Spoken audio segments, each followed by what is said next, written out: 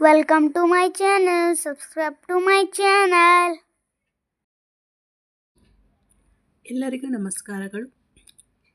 ಅಧ್ಯಾಯ 8 ಸಂಗೊಳ್ಳಿ ರಾಯಣ್ಣ 5ನೇ ತರಗತಿಯ ಕನ್ನಡ ಪಠ್ಯಪುಸ್ತಕ ಭಾಗ 2ರಲ್ಲಿಯ 8ನೇ ಅಧ್ಯಾಯ.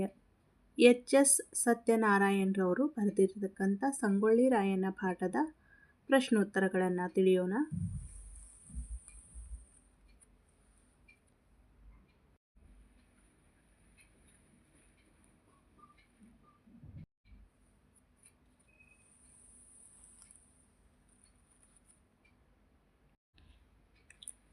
ಕೃತಿಕಾರರ ಪರಿಚಯ.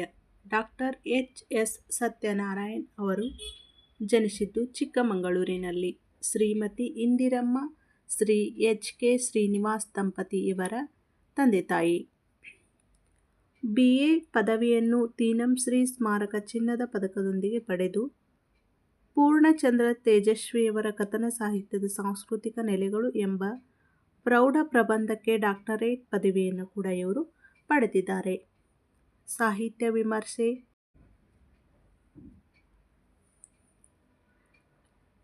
ಲಲಿತ ಪ್ರಬಂಧ, ಅಂಕಣ ಬರಹಗಳಲ್ಲಿ ಕೃಷಿ ಮಾಡಿ ಅಪೂರ್ವ ಒಡನಾಟ ಕುವೆಂಪು, ಅಲಕ್ಷಿತೆಯ ದೀಪ, ಕಣ್ಣೋಟ, ನುಡಿ ಚಿತ್ರ, ಪನ್ನೆರಳೆ, ನಗೆಮೊಗದ ಅಜ್ಜ ಮಾಸ್ತಿ, ಬಿದಿರ ತಡಿಕೆ, ಗಿರೀಶ್ ಕಾರ್ನಾಡ್, ಬದುಕು ಬರಹ ಮುಂತಾದ ಕೃತಿಗಳನ್ನು ರಚಿಸಿದ್ದಾರೆ. ಉದಯೋನ್ಮುಖ ವರ್ಧಮಾನ ಪ್ರಶಸ್ತಿ, ಸಾಹಿತ್ಯ ಪರಿಷತ್ತಿನ ದತ್ತಿ ಬಹುಮಾನ, ಹಿರೇಮಲ್ಲೂರು ಈಶ್ವರನ ರಾಜ್ಯ ಪ್ರಶಸ್ತಿ ಮುಂತಾದ ಗೌರವಗಳಿಗೆ ಕೂಡ ಪಾತ್ರರಾಗಿರುತ್ತಾರೆ. ಡಾಕ್ಟರ್ ಎಚ್.ಎಸ್. ಸತ್ಯನಾರಾಯಣ್ ಅವರಿಗೆ ಕರ್ನಾಟಕ ಸರ್ಕಾರವು 2017 ಸಾಲಿನ ಅತ್ಯುತ್ತಮ ಉಪನ್ಯಾಸಕ ಎಂಬ ರಾಜ್ಯ ಪ್ರಶಸ್ತಿಯನ್ನು ಕೂಡ ಪುರಸ್ಕರಿಸಿದೆ. ಪ್ರಸ್ತುತ ಚಿಕ್ಕಮಗಳೂರು ಜಿಲ್ಲೆಯ ಬಸವನಹಳ್ಳಿ ಬಾಲಿಕಾ ಸರ್ಕಾರಿ ಪದವಿ ಪೂರ್ವ ಕಾಲೇಜಿನಲ್ಲಿ ಕನ್ನಡ ಉಪನ್ಯಾಸಕರಾಗಿ ಕಾರ್ಯವನ್ನು ನಿರ್ವಹಿಸ್ತಾ ಇದ್ದಾರೆ. ಪದಗಳ ಅರ್ಥ: ಸ್ಮೃತಿಪಟಲ, ನೆನಪಿನ ಸಂಗ್ರಹ. ಆದ್ಯ, ಮೊದಲ ಕರ್ತವ್ಯ. ಕಲಿ ಅಂದರೆ ವೀರ. ಮುಂಚೂಣಿ, ಮೊದಲನೆಯ ಸಾಲಿನ. ಅಪ್ರತಿಮ, ಹೋಲಿಕೆ ಇಲ್ಲದ, ಸಾಟಿ ಇಲ್ಲದ. ರಕ್ತಗತ, ಹುಟ್ಟಿನೊಡನೆ ಸ್ವಭಾವಕ್ಕೆ ಅಂಟಿಕೊಂಡ. ಅಹೋರಾತ್ರಿ, ರಾತ್ರಿ ಪೂರ್ತಿ, ಇಡೀ ರಾತ್ರಿ. ಕ್ರೋಧ, ಕೋಪ, ಸಿಟ್ಟು. ಅಚಲವಾದ, ಸ್ಥಿರವಾದ, ಬಲವಾದ. ಎರಗು, ಮೇಲೆ ಬೀಳು. ಕಕ್ಕಾಬಿಕ್ಕಿ, ದಿಕ್ಕು ತೋಚದಾಗು. ಸಹಚರರು, ಜೊತೆಗಾರರು. ಖಜಾನೆ ಅಂದರೆ ಸಂಗ್ರಹಿಸುವ ಪೆಟ್ಟಿಗೆ ಅಥವಾ ತಿಜೋರಿ. ಸಿಂಹ ಸ್ವಪ್ನ, ಕನಸಿನಲ್ಲೂ ಹೆದರಿಸುವವನು. ಚಳ್ಳೆಹಣ್ಣು ತಿನ್ನಿಸು, ಮೋಸಗೊಳಿಸು. ನುಣುಚಿಕೋ ಅಂದರೆ ತಪ್ಪಿಸಿಕೋ. ನಿಪುಣ, ನುರಿತ, ಪ್ರವೀಣನಾದ. ವಧಾಸ್ಥಾನ, ಕೊಲ್ಲುವ ಸ್ಥಳ. ಅಭ್ಯಾಸ: ಕೆಳಗಿನ ಪ್ರಶ್ನೆಗಳಿಗೆ ಉತ್ತರಿಸಿ. ಪ್ರಶ್ನೆ ಸಂಖ್ಯೆ 1. ಸಂಗೊಳ್ಳಿ ರಾಯಣ್ಣ ಯಾವಾಗ ಮತ್ತು ಎಲ್ಲಿ ಜನಿಸಿದನು? ಸಂಗೊಳ್ಳಿ ರಾಯಣ್ಣ ಆಗಸ್ಟ್ 15, 1798ರಲ್ಲಿ ಸಂಗೊಳ್ಳಿಯಲ್ಲಿ ಜನಿಸ್ತಾರೆ. ಸಂಗೊಳ್ಳಿ ರಾಯಣ್ಣನ ತಂದೆ ತಾಯಿಗಳು ಯಾರು? ಸಂಗೊಳ್ಳಿ ರಾಯಣ್ಣನ ತಂದೆ ಭರಮಪ್ಪ, ತಾಯಿ ಕೆಂಚವ್ವ. 3ನೇ ಪ್ರಶ್ನೆ. ಸಂಗೊಳ್ಳಿ ರಾಯಣ್ಣನು ಯಾವ ಸಂಸ್ಥಾನದ ಬಿಡುಗಡೆಗಾಗಿ ಹೋರಾಡಿದನು? ಸಂಗೊಳ್ಳಿ ರಾಯಣ್ಣನು ಕಿತ್ತೂರು ಸಂಸ್ಥಾನದ ಬಿಡುಗಡೆಗಾಗಿ ಹೋರಾಡಿದನು. 4ನೇ ಪ್ರಶ್ನೆ. ಕಿತ್ತೂರಿನ ರಾಣಿ ಚೆನ್ನಮ್ಮನ ದತ್ತುಪುತ್ರನ ಹೆಸರೇನು? ಕಿತ್ತೂರಿನ ರಾಣಿ ಚೆನ್ನಮ್ಮನ ದತ್ತುಪುತ್ರನ ಹೆಸರು ಶಿವಲಿಂಗಪ್ಪ. ಪ್ರಶ್ನೆ 5. ಸಂಗೊಳ್ಳಿ ರಾಯಣ್ಣನನ್ನು ಯಾವಾಗ ಗಲ್ಲಿಗೇರಿಸಲಾಯಿತು? ಸಂಗೊಳ್ಳಿ ರಾಯಣ್ಣನನ್ನು ಜನವರಿ 26, 1831ರಲ್ಲಿ ಗಲ್ಲಿಗೇರಿಸಲಾಯಿತು. ಕೆಳಗಿನ ಪ್ರಶ್ನೆಗಳಿಗೆ 2-3 ವಾಕ್ಯಗಳಲ್ಲಿ ಉತ್ತರಿಸಿ. ಪ್ರಶ್ನೆ 1. ಯಾವುದು ಆದ್ಯ ಕರ್ತವ್ಯವೆಂಬುದನ್ನು ಸಂಗೊಳ್ಳಿ ರಾಯಣ್ಣ ತೋರಿಸಿಕೊಟ್ಟಿದ್ದಾನೆ? ಉತ್ತರ: ನಾಡ ಉಳಿವಿಗಾಗಿ ಹೋರಾಡುವುದು ಕೇವಲ ರಾಜರ ಕೆಲಸವಲ್ಲ, ಅದು ಸಾಮಾನ್ಯ ಜನತೆಯ ಆದ್ಯ ಕರ್ತವ್ಯವೂ ಹೌದು ಎಂಬುದನ್ನು ಸಂಗೊಳ್ಳಿ ರಾಯಣ್ಣ ತೋರಿಸಿಕೊಟ್ಟಿದ್ದಾನೆ. ಪ್ರಶ್ನೆ 2. ಸಾವಿರ ಒಂಟೆ ಸರದಾರ ಎಂಬ ಬಿರುದು ಯಾರಿಗಿತ್ತು? ಸಾವಿರ ಒಂಟೆ ಸರದಾರ ಎಂಬ ಬಿರುದು ಸಂಗೊಳ್ಳಿ ರಾಯಣ್ಣನ ತಾತ ರಾಗಪ್ಪನವರಿಗೆ ಇತ್ತು. ಏಕೆಂದರೆ ರಾಗಪ್ಪನವರು ಚಿನಗಿ ಕೋವಾಡ ಯುದ್ಧದಲ್ಲಿ ತೋರಿದ ಅಪ್ರತಿಮ ಶೌರ್ಯದಿಂದ ಈ ಬಿರುದನ್ನು ಅವರಿಗೆ ನೀಡಲಾಗಿತ್ತು. ಗೆರಿಲ್ಲಾ ಯುದ್ಧ ಎಂದರೇನು? ಉತ್ತರ: ಕಾಡಿನ ಮರಗಳ ಮೇಲೋ ಬಂಡೆಗಳ ಕೆಳಗೋ ಸಹಚರರೊಂದಿಗೆ ಅಡಗಿ ಕುಳಿತು ಅನಿರೀಕ್ಷಿತವಾಗಿ ಶತ್ರುಗಳ ಮೇಲೆ ಎರಗಿ ಅವರನ್ನು ಕಕ್ಕಾಬಿಕ್ಕಿಯಾಗಿ ಮಣಿಸುವುದು ಗೆರಿಲ್ಲಾ ಯುದ್ಧವಾಗಿದೆ. ಪ್ರಶ್ನೆ 4. ಸಂಗೊಳ್ಳಿ ರಾಯಣ್ಣನ ಅತ್ಯಂತ ದೊಡ್ಡ ಸಾಹಸ ಯಾವುದು? ಸಂಗೊಳ್ಳಿ ರಾಯಣ್ಣನ ಸಾಹಸಗಳು ಹಲವಾರು.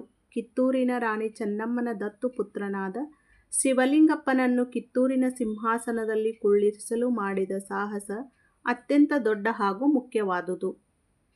5ನೇ ಪ್ರಶ್ನೆ.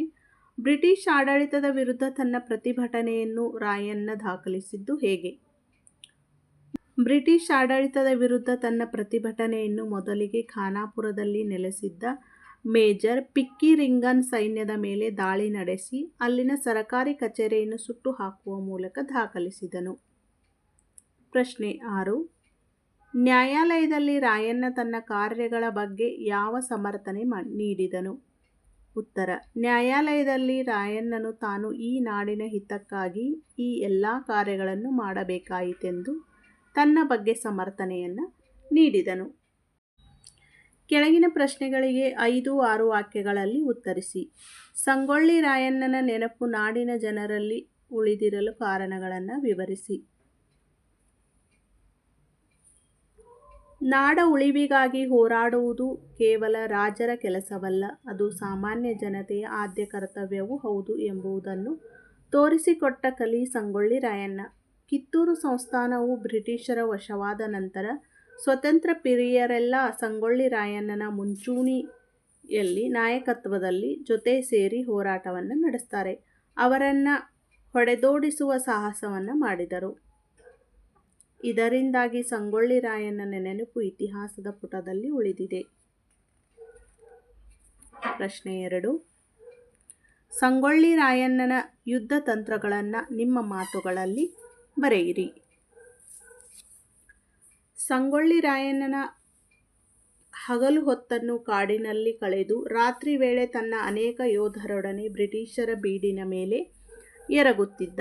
ಈತನು ಗೆರಿಲ್ಲಾ ಯುದ್ಧ ತಂತ್ರದಲ್ಲಿ ಪಳಗಿದ್ದವನು. ಕಾಡಿನ ಮರಗಳ ಮೇಲೋ ಬಂಡೆಗಳ ಕೆಳಗೋ ಸಹಚರರೊಂದಿಗೆ ಅಡಗಿ ಕುಳಿತಿದ್ದು ಅನಿರೀಕ್ಷಿತವಾಗಿ ಶತ್ರುಗಳ ಮೇಲೆ ಎರಗಿ ಅವರನ್ನು ಕಕ್ಕಾಬಿಕ್ಕಿಯಾಗಿಸಿ ಮಣಿಸುವುದು ಈ ಯುದ್ಧದ ಮುಖ್ಯ ತಂತ್ರವಾಯಿತು. ಇವನ ಯುದ್ಧದ ರೀತಿಯಿಂದ ಬಲಾಢ್ಯ ಬ್ರಿಟಿಷ್ ಪಡೆಯೇ ಚಿಂತೆಗೀಡಾಗಿತ್ತು. ಅವರಿಗೆ ಸಿಂಹ ಸ್ವಪ್ನವಾಗಿ ಕಾಡುತ್ತಿದ್ದನು. 4 ತಿಂಗಳ ಕಾಲ ಸತತವಾಗಿ ಪ್ರತಿರೋಧ ತೋರಿದ್ದನು. ಕೆಳಗೆ ಕೊಟ್ಟಿರುವ ವಾಕ್ಯಗಳನ್ನು ಸಂದರ್ಭ ಸಹಿತ ವಿವರಿಸಿ. 1. ನಾಡ ಉಳಿವಿಗಾಗಿ ಹೋರಾಡುವುದು ಕೇವಲ ರಾಜರ ಕೆಲಸವಲ್ಲ. ಈ ಮೇಲಿನ ವಾಕ್ಯವನ್ನು ಡಾಕ್ಟರ್ ಎಚ್. ಎಸ್. ಸತ್ಯನಾರಾಯಣ್ ಅವರ ಸಂಗೊಳ್ಳಿ ರಾಯಣ್ಣ ಪಾಠದಿಂದ ಆರಿಸಲಾಗಿದೆ.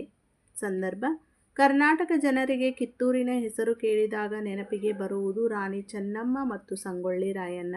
ಇವನು ನಾಡ ಉಳಿವಿಗಾಗಿ ಹೋರಾಡುವುದು ಕೇವಲ ರಾಜರ ಕೆಲಸವಲ್ಲ, ಅದು ಸಾಮಾನ್ಯ ಜನತೆಯ ಆದ್ಯ ಕರ್ತವ್ಯವೂ ಹೌದು ಎಂಬುದಾಗಿ ತೋರಿಸಿಕೊಟ್ಟ ಕಲಿ ಎಂದು ಹೇಳುವಾಗ ಈ ಮಾತು ಬಂದಿದೆ.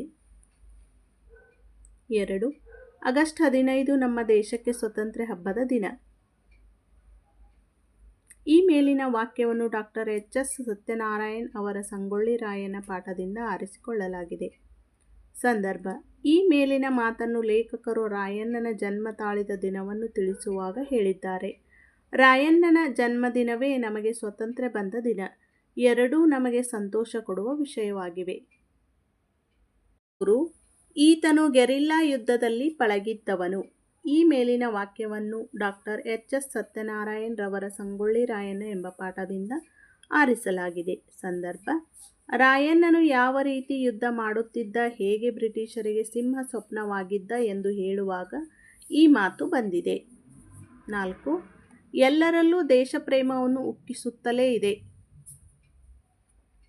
ಈ ಮೇಲಿನ ವಾಕ್ಯವನ್ನು ಡಾಕ್ಟರ್ ಎಚ್. ಎಸ್. ಸತ್ಯನಾರಾಯಣ್ ಅವರ ಸಂಗೊಳ್ಳಿ ರಾಯಣ್ಣ ಎಂಬ ಪಾಠದಿಂದ ಆರಿಸಿಕೊಳ್ಳಲಾಗಿದೆ.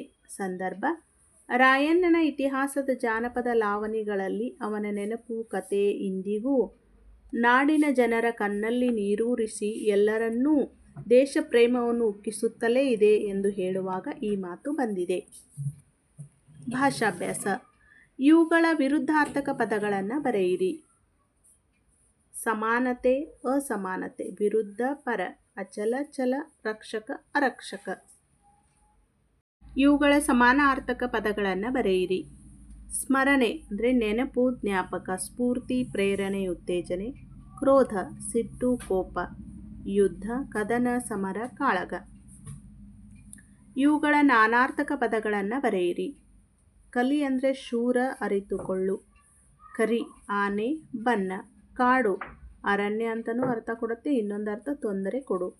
ಮುನಿ ಅಂದರೆ ಸಿಟ್ಟುಗೊಳ್ಳುವುದು, ಇನ್ನೊಂದು ಅರ್ಥದಲ್ಲಿ ಋಷಿ.